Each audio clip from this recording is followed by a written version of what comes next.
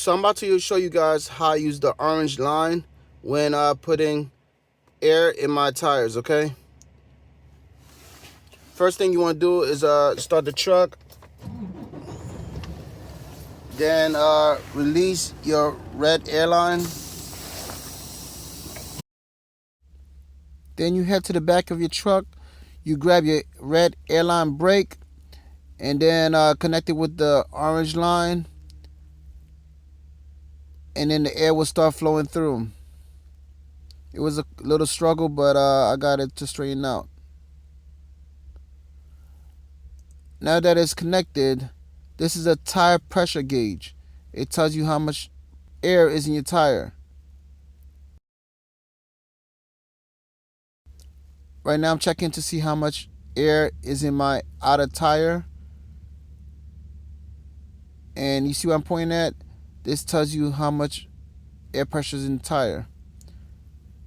Now I'm going to check the inner tire to see how much air pressure is in the tire.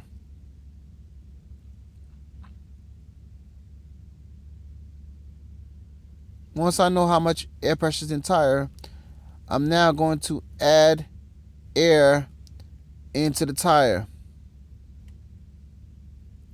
Now I'm going to do the inner tire first and add some air in the inner tire.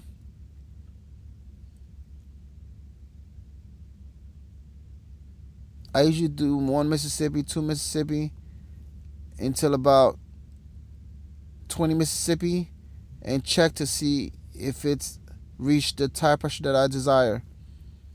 And then I do the same thing for the outer tire. 1 Mississippi, 2 Mississippi, 3 Mississippi until I reach the desired air that I want to fill up on my outside tire. So that's how you put air in your truck's tires.